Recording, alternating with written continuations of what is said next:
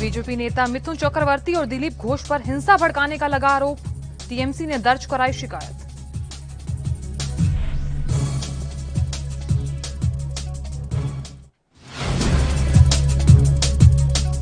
अभिनेत्री कंगना रनौत की बड़ी मुश्किलें। टीएमसी नेता रिजू दत्ता ने एक्ट्रेस के खिलाफ दर्ज कराई एफआईआर। चुनाव परिणाम में विवादित बयान देने का है मामला। भारत में फंसे ऑस्ट्रेलियाई नागरिकों को 15 मई से वापस लौटने की मिली इजाजत। ऑस्ट्रेलियाई पीएम स्कॉट मॉरिसन ने दी इजाजत। कोरोना के चलते भारत में फंसे हैं कई नागरिक। और एक बार फिर से हिली असम की धरती। सुबह 6:13 पर महसूस किए गए भूकंप के हल्के झटके। रिक्टर स्केल पर तीव्रता 2.8 मापी गई।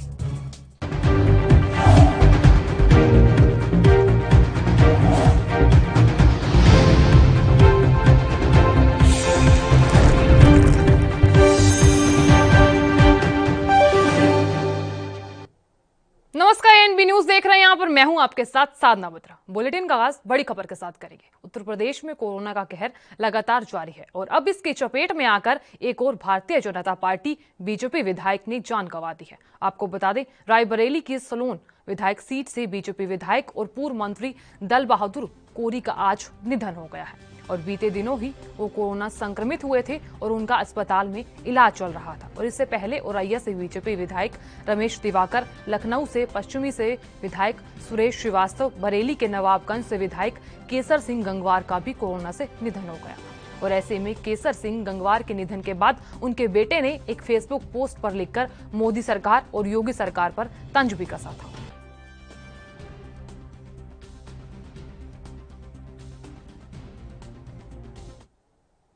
विधानसभा चुनावों के खत्म होते ही तेल कंपनियों ने पेट्रोल डीजल के दाम में बढ़त का जो सिलसिला शुरू किया है वो शुक्रवार को लगातार चौथे दिन भी जारी रहा। और आज दिल्ली में पेट्रोल जहां 28 पैसे प्रति लीटर, वहीं डीजल 31 पैसे प्रति लीटर महंगा हो गया। और इन 4 दिनों में डीजल 1 रुपए लीटर महंगा हो गया। और गौरतलब है कि 5 राज्यों और केंद्र शासित प्रदेश में विधानसभा चुनाव होने के दौरान करीब 2 महीने पहले पेट्रोल डीजल के दाम में बढ़त नहीं की गई थी। और अब नए दामों के अनुसार शुक्रवार को दिल्ली में पेट्रोल 91.27 रुपए प्रति लीटर और डीजल 81.73 रुपए प्रति लीटर पर पहुंच गया। और इसी तरह मुंबई की बात करें तो मुंबई में पेट्रोल 97.61 रुपए और डीजल 82 रुपए लीटर और कोलकाता में पेट्रोल 91.41 रुपए और डीजल 84.57 रुपए लीटर। और चेन्नई की बात करें तो चेन्नई में पेट्रोल 93.15 रुपए और डीजल 86.65 रुपए लीटर हो गया। और एक रिपोर्ट में यह दावा किया गया कि तेल कंपनियों ने अगर मार्जिन को दुरुस्त करने यानी अपने घाटे को दूर करने का प्रयास किया तो पेट्रोल के दाम में 5 रुपए प्रति लीटर और डीजल के दाम में 3 रुपए लीटर तक की बढ़त हो सकती है। विधानसभा चुनाव के खत्म होते ही तेल कंपनियों ने पेट्रोल डीजल के दाम बढ़ा दिए हैं और ऐसे में शुक्रवार को लगातार चौथा दिन ऐसा रहा जो पेट्रोल डीजल के दाम में बढ़ोतरी की गई है। हालांकि 2 महीने पहले की बात करें तो पेट्रोल डीजल की कीमतों में बढ़ोतरी की गई और अब 2 महीने तक ये बढ़ोतरी नहीं की गई थी। और अब 4 दिनों की बात करें तो 1 रुपया महंगा पेट्रोल डीजल हो गया है। तो यहाँ आम जनता के लिए काफी चिंता का विषय है क्योंकि तेल के दामों की कीमतें बढ़ा दी गई हैं। तो यहाँ इन 4 दिनों में डीजल 1 रुपए लीटर महंगा हो गया है।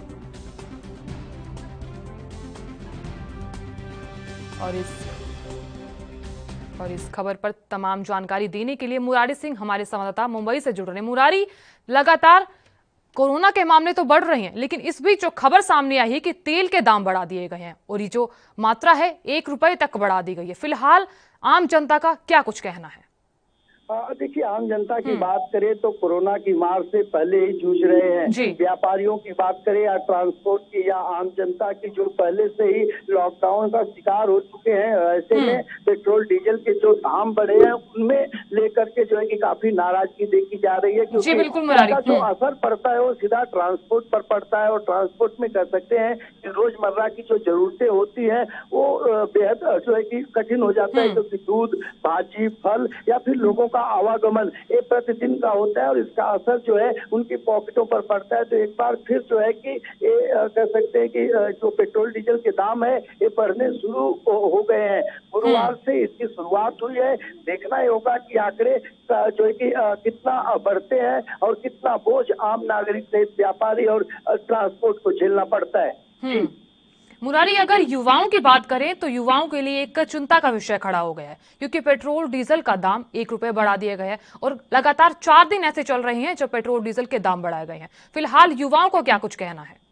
देखिए, युवाओं में भी साफ तौर पर नाराजगी देखी जा रही है, क्योंकि लॉकडाउन की वजह से उनके काम धंधे बंद है। ऐसे में किसी परिस्थिति से अपना घर चला रहे हैं और उसे कहीं आने जाने के लिए सामान जो खरीद रहे हैं उस पर जो है महंगाई की मार पड़ सकती है। उसके कह सकते हैं कि भयभीत है उनसे हो कि पहले ही इस तरीके की खमियां है। लगातार अगर कोरोना संक्रमण की बात करें तो इस तरीके से तांडव मचा है कि लोग जो है कि बदहाल हो चुके हैं। अब ऐसे में दूर ट्रांसपोर्ट की सप्लाई और बढ़ते पेट्रोल डीजल के ऊपर अगर अंकुश नहीं लगा तो हालात और बिगड़ेंगे और जो महंगाई है वो अपने चरम पर जाएगी। क्योंकि जैसे ही लॉकडाउन या वीकेंड लॉकडाउन का बात आता है, कोरोना संक्रमण की बात आती है, तो जो व्यापारी होते हैं, खुदरा व्यापारी, और पहले ही सारे सामान दुगने दामों में बेचना शुरू कर देते हैं। और ऐसे में जब उन्हें खुद सामान महंगे मिलेंगे तो सीधी सी बात है इसका असर जो है बड़े पैमाने पर युवाओं के भी पॉकेट पर। जी बिल्कुल मुरारी, सही कहा आपने। अगर महंगाई बढ़ी तो व्यवस्थाएं चरमरा जाएंगी। चलिए मुरारी, बहुत बहुत शुक्रिया तमाम जानकारी देने के लिए और जानकारी साझा करने के लिए। आगे भी आपसे जानकारी लेते रहेंगे।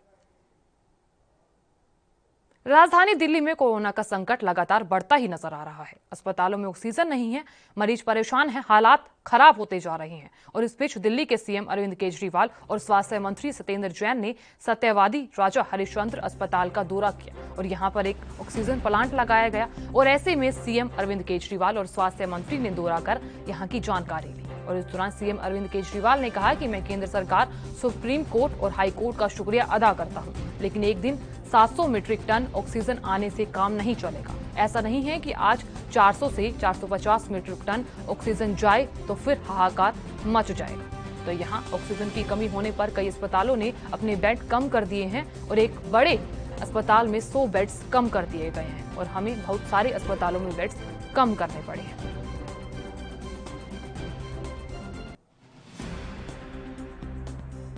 काफ़ी कमी रही है पिछले कुछ दिनों में।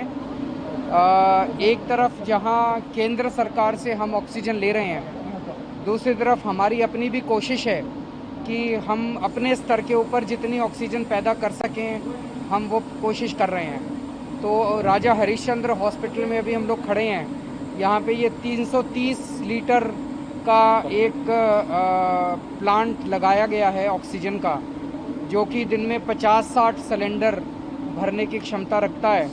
और अगर सीधे पाइपलाइन से अगर ले जाया जाए तो 33 पेशेंट्स इसके ऊपर 24 आवर्स इस पे किए जा सकते हैं। तो इससे अस्पताल को काफ़ी मदद मिलेगी। 200 बेड का हॉस्पिटल है और 33 पेशेंट को अगर ये केटर करता है तो थोड़ी मदद मिलेगी।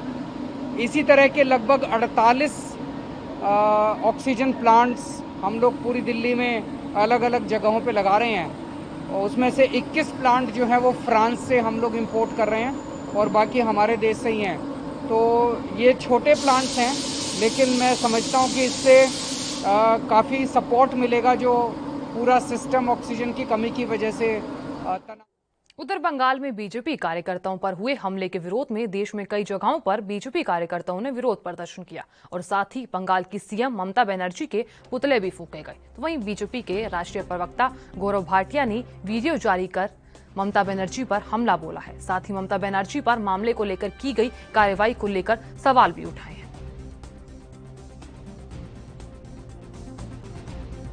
वी मुरलीधरन जी के काफिले पे टीएमसी के गुंडों ने हमला कर दिया है पश्चिम बंगाल में। ये बहुत ही दुखद है कि ममता बनर्जी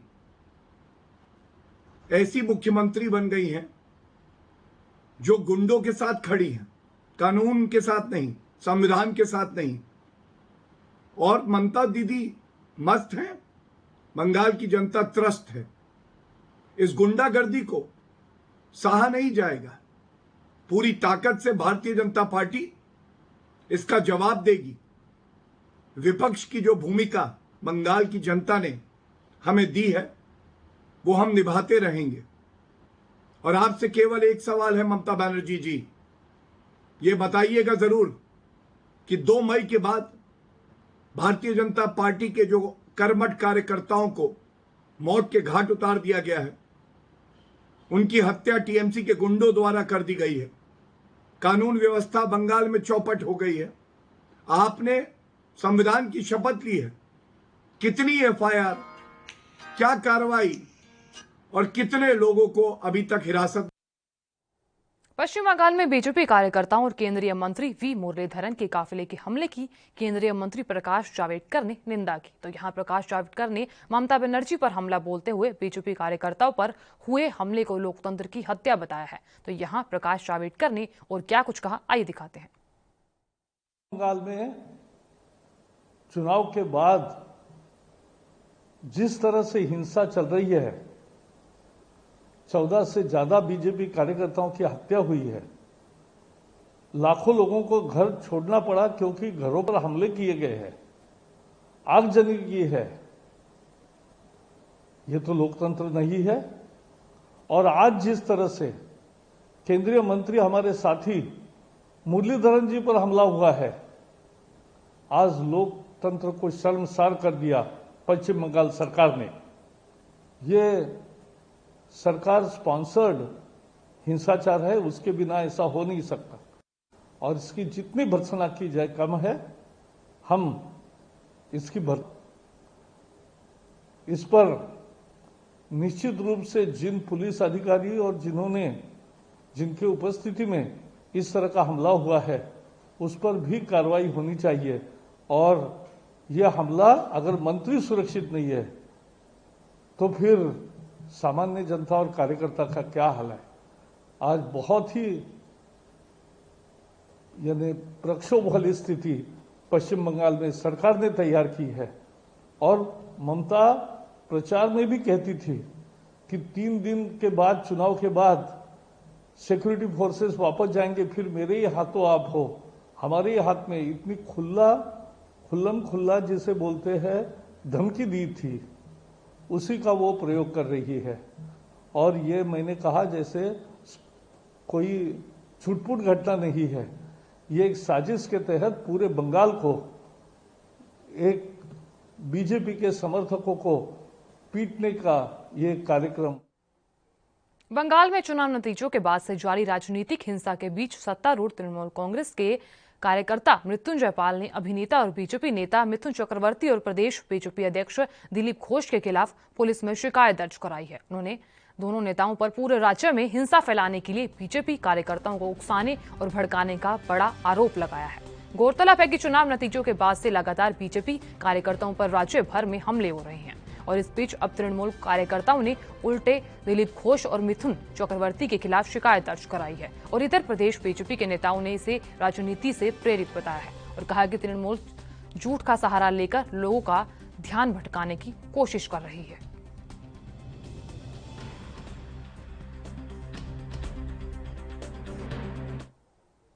और यहां लेंगे एक छोटा सा ब्रेक। बने रहिए हमारे साथ और देखते रहिए एएनबी न्यूज।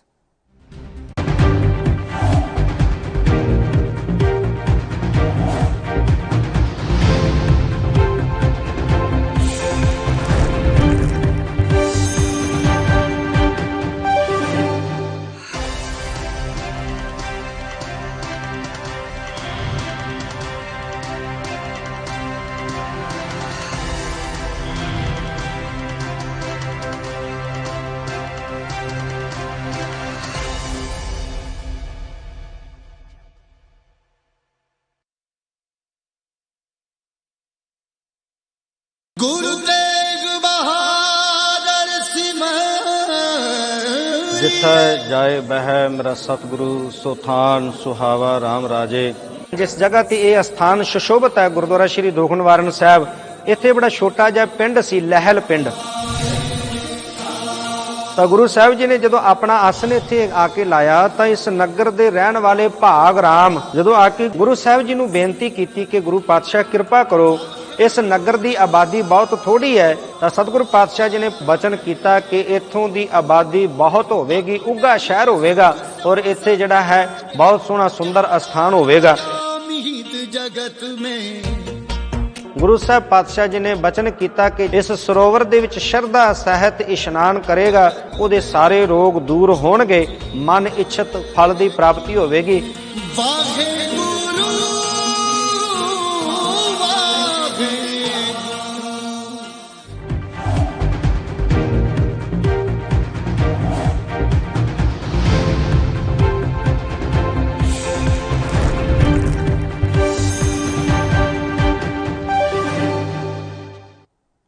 ब्रेक के बाद आप सभी का स्वागत है। चलिए खबरों में आगे बढ़ते हैं। कांग्रेस नेता शक्ति सिंह गोहिल ने प्रेस वार्ता कर बीजेपी सरकार पर हमला बोला है। तो यहाँ शक्ति सिंह गोहिल ने केंद्र सरकार पर हमला बोलते हुए कहा कि केंद्र सरकार को पहली वेव और दूसरी वेव में 1 साल का वक्त मिला, लेकिन केंद्र सरकार ने कुछ भी इंतजाम नहीं किए। शक्ति सिंह गोहिल ने और क्या कुछ कहा, आइए दिखाते हैं।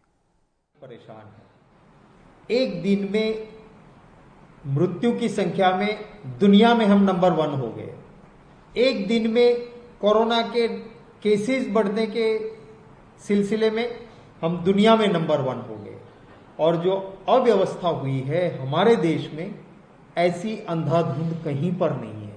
और इसीलिए सुप्रीम कोर्ट और हाई कोर्ट को बार बार इंटरवीन करना पड़ता है और सरकार को फटकार लगाती है, चाहे हाई कोर्ट हो इस देश की अलग अलग या ऑनरेबल सुप्रीम कोर्ट हो, क्योंकि जो काम सरकार को करना चाहिए था, फर्स्ट वेव और सेकेंड वेव के बीच में एक बहुत लंबा समय मिल गया।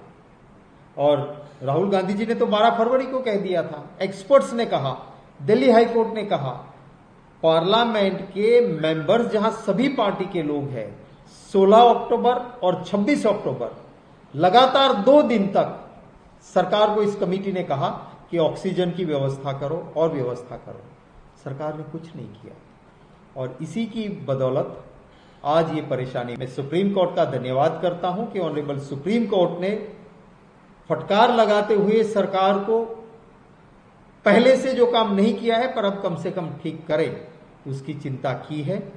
और मैं उम्मीद करता हूं कि जो संभावना आज एक्सपर्ट्स बता रहे हैं, जो संभावना और लोग कह रहे हैं, जो संभावना सुप्रीम कोर्ट खुद कह रही है कि थर्ड वेव भी आएगा, तो उसकी तैयारियां आज से सरकार शुरू करे। और देश में कोरोना के मामले लगातार बढ़ रहे हैं और इस बीच प्रधानमंत्री नरेंद्र मोदी ने ताजा हालातों को लेकर कई राज्यों के मुख्यमंत्री से बातचीत की है और ऐसे में कयास लगाई जा रही हैं, क्या फिर देश में संपूर्ण लॉकडाउन लगेगा। प्रधानमंत्री ने तेलंगाना, आंध्र प्रदेश, ओडिशा, झारखंड के मुख्यमंत्रियों के साथ पुडुचेरी और जम्मू कश्मीर के उपराज्यपाल से भी बातचीत की है। दरअसल भारत में कोरोना की दूसरी लहर तबाही मचा रही है और ऑक्सीजन बेड की किल्लत बनी हुई है और केस बेतहाशा बढ़ रहे हैं। देश में संपूर्ण लॉकडाउन को लेकर तब चर्चा हो रही है जब कई राज्य अपने यहां पहले ही lockdown, curfew, night curfew, weekend lockdown जैसे कदम उठा चुके हैं। महाराष्ट्र, केरल, राजस्थान, कर्नाटक, दिल्ली, उत्तर प्रदेश, मध्य प्रदेश जैसे राज्यों में पाबंदियां फिलहाल के लिए लागू हैं। और इधर अमेरिका के top health expert doctor Anthony Fauci भी कह चुके हैं कि भारत को मौजूदा स्थिति से निपटने के लिए अपनी तमाम ताकत को झोंक देना होगा। अगर लॉकडाउन लगाया जाता है तो वह ट्रांसमिशन की रफ्तार को रोकेगा और ऐसे वक्त में सरकार को अपनी पूरी तैयारी कर लेनी चाहिए। तो आपको बता दें, देश में कोरोना के मामले बेकाबू रफ्तार से बढ़ते ही नजर आ रहे हैं। तो यहाँ कोरोना महामारी सब पर भारी, ये सब बातें अब जायज होती नजर आ रही हैं। और इस बीच प्रधानमंत्री नरेंद्र मोदी ने ताजा हालातों को लेकर कई राज्यों के मुख्यमंत्री से बातचीत भी की है। ऐसे में कयास लगाई जा रही हैं कि क्या फिर देश में लॉकडाउन लगाया जाएगा, क्योंकि हालात और स्थिति ऐसी है कि लोगों को डरा रही है।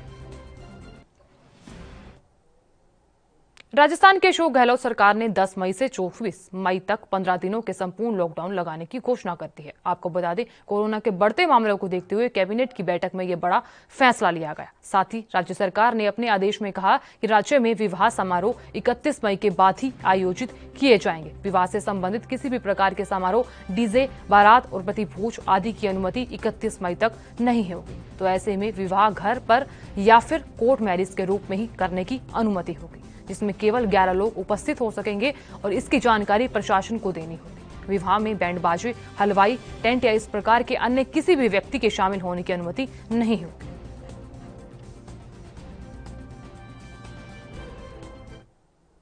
उधर कोरोना संक्रमण उत्तराखंड के गांवों में भी कहर बरपा रहा है और ऐसे में पौड़ी जिले के एक गांव में गुरुवार को 30 लोगों में कोरोना संक्रमण की पुष्टि हुई है। जिले में छोटे से गांव में कोरोना विस्फोट के बाद हड़कंप मच गया। बता दें आपको कि जय हरिखाल क्षेत्र के बंदून गांव में सिर्फ 45 लोग निवास करते हैं और इतनी बड़ी संख्या में एक ही जगह कोरोना संक्रमितों के मिलने से स्वास्थ्य विभाग की टीम अन्य ग्रामीणों के नमूने लेने में जुट गई है। तो यहाँ सतपुली की तहसीलदार सुधा डोभाल ने ये बताया कि ग्रामीणों को पिछले कुछ दिनों से बीमार चलने की सूचना मिलने पर स्वास्थ्य विभाग द्वारा 3 मई को जांच के लिए उनके नमूने लिए गए थे। तो यहाँ उन्होंने ये भी बताया कि सभी कोरोना संक्रमितों को होम आइसोलेशन में रखा गया है और यदि किसी व्यक्ति की तबीयत ज्यादा बिगड़ती है तो उसे सतपुली स्थित जिला कोविड देखभाल केंद्र में भर्ती कराया जाएगा।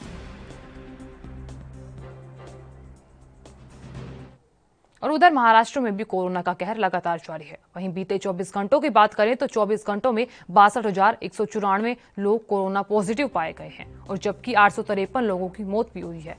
और राज्य में रिकवरी रेट की बात करें तो 85.54% है। वहीं मुंबई में हालात बेहद खराब होते जा रहे हैं और एक दिन में 3,005 नए मामले दर्ज किए गए हैं और जबकि 69 लोगों ने यहाँ जान भी गंवाई है। और ऐसे में राहत की बात तो ये सामने आई कि मुंबई में रिकवरी रेट 90% है और बीते दिन राज्य में कोरोना के 48,80,542 केस सामने आए और जबकि 920 लोगों की इस दौरान मौत भी हुई थी। कोरोना संकट के बीच बीते दिन महाराष्ट्र के मुख्यमंत्री उद्धव ठाकरे सरकार ने यह भी कहा था कि नए मामलों में गिरावट को देखते हुए आत्मसंतुष्ट नहीं होना चाहिए। तो यहाँ महाराष्ट्र कोरोना वायरस की तीसरी लहर की तैयारी कर रहा है।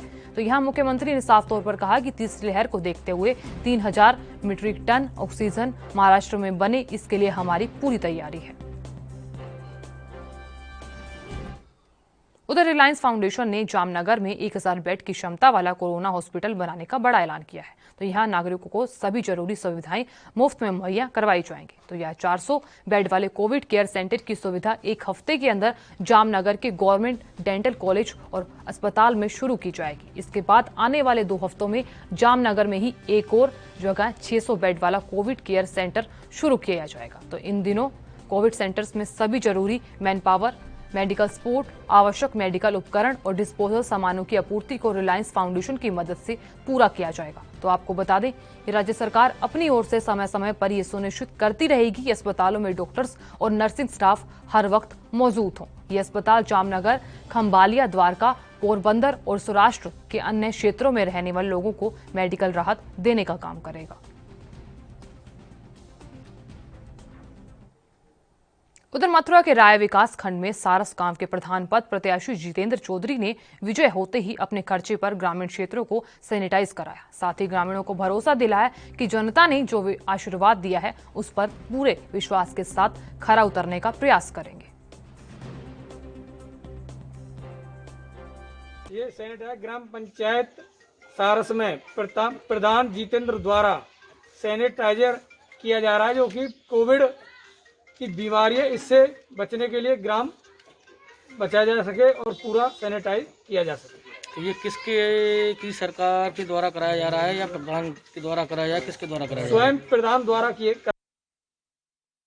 पिछले कई दिनों से सूर्य देवता आग उगल रहे थे और ऐसे में पारा 43 डिग्री के पार हो चला था और तेज गर्मी की तपन के चलते लोगों का जीना मुहाल भी हो गया था। लेकिन अब हरियाणा समेत कई राज्यों ने मौसम में करवट ली है। तो यहाँ देखते ही देखते तेज हवाओं के साथ बरसात होने लगी है और कुछ देर बरसात होने के बाद जमकर ओलावृष्टि हुई और बावल क्षेत्र में हुई ओलावृष्टि के बाद पारा लुढ़कने से मौसम सुहावना हो गया है। लेकिन तेज आंधी आने के कारण कई जगह पेड़ उखड़ गए हैं। वहीं बावल बिदावास सड़क मार्ग पर एक टेम्पो भी तेज हवा की चपेट में आकर पलट गया और बताया जा रहा है कि ट्रैक्टर की सहायता से खड़ा किया गया और गनीमत ये रही कि टेम्पो खाली था और उसमें चालक ही सवार था। तो यहाँ चालक फिलहाल के लिए सुरक्षित बताया जा रहा है, लेकिन टेम्पो क्षतिग्रस्त हो गया और यहाँ इस मामले में टेम्पो चालक अपने गांव नंगली से बावल जा रहा था और बीच रास्ते में ही तेज आंधी आई और टेम्पो पलट गया।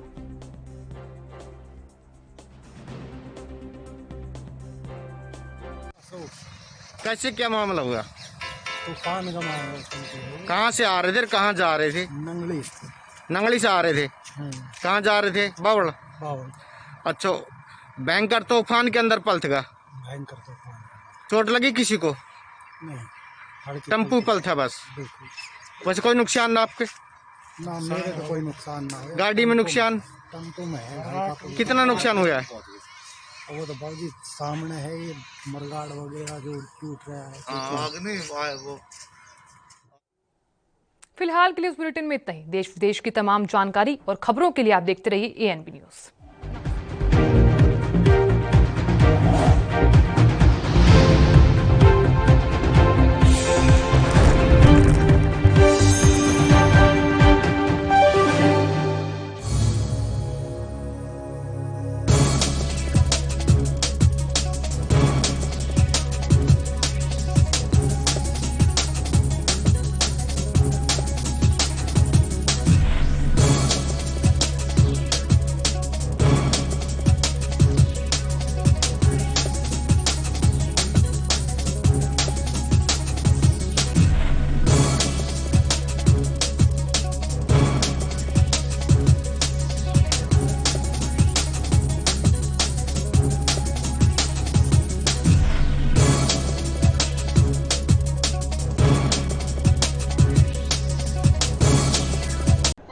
यात्रीगण कृपया ध्यान दें, ANB express news on wheels Tata sky, Airtel, Facebook page, Instagram, Jio TV, Google play, YouTube और ऐप स्टोर पर रात 9 बजे ANB न्यूज पर आ रही है। धन्यवाद।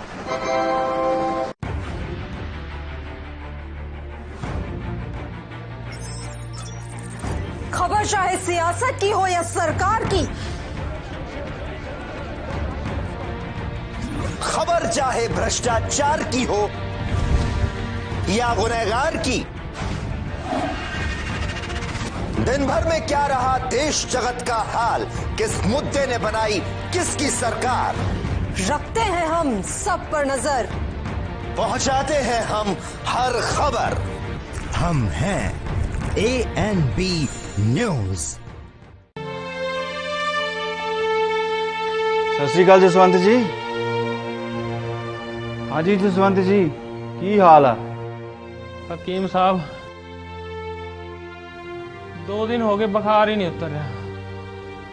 चाचा घबरा ना,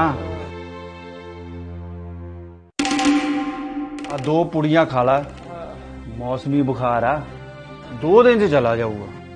ओए तू ਉਹੀ ਨੀਮ ਹਕੀਮ ਹੈ ਨਾ ਜਿਸਨੇ ਪਿਛਲੇ ਹਫਤੇ ਸਰਦੂਲ ਨੂੰ ਕਿਹਾ ਸੀ ਕਿ ਤੈਨੂੰ ਟਾਈਫਾਇਡ ਹੋਇਆ, ਤੇ ਉਸ ਤੋਂ ਪਿਛਲੇ ਹਫਤੇ ਬਲਰਾਜ ਨੂੰ ਕਿਹਾ ਸੀ ਕਿ ਤੈਨੂੰ ਠੰਡ ਲੱਗੀ ਹੈ। ਅੱਜ ਉਹ ਦੋਵੇਂ ਬੰਦੇ ਵੈਂਟੀਲੇਟਰ ਤੇ ਪਏ ਨੇ, ਕੋਵਿਡ ਹੋਇਆ ਸੀ ਉਹਨਾਂ ਨੂੰ, ਪਤਾ ਨਹੀਂ ਬਚਦੇ ਵੀ ਕਿ ਨਹੀਂ। ਓਏ ਬਾਬਾ, ਇਹਨਾਂ ਨੀਮ ਹਕੀਮਾਂ ਤੋਂ ਬਚ ਤੇ ਡਾਕਟਰ ਤੋਂ ਚੈੱਕਅਪ ਕਰਵਾ। ਭੱਜ ਇੱਥੋਂ, ਮਾਰ ਲੱਗਿਆ ਸੀ ਮੈਨੂੰ। ਜਦੋਂ ਵੀ ਕੋਰੋਨਾ ਵਾਇਰਸ ਦਾ ਕੋਈ ਲੱਛਣ ਜਿਵੇਂ ਕਿ ਬੁਖਾਰ, ਗਲਾ ਖਰਾਬ ਆਦि ਆਉਂਦਾ ਹੈ ਤਾਂ ਉਸੇ ਵੇਲੇ ਡਾਕਟਰ ਕੋਲੋਂ ਚੈੱਕਅਪ ਕਰਾਓ। ਨੀਮ ਹਕੀਮ ਤੋਂ ਦੂਰ ਰਹੋ, ਸਮੇਂ ਸਿਰ ਚੈੱਕਅਪ ਨਾਲ ਤੁਹਾਡੀ ਜਾਨ ਬਚ ਸਕਦੀ ਹੈ। पंजाब सरकार ਵੱਲੋਂ जनहित ਵਿੱਚ जारी।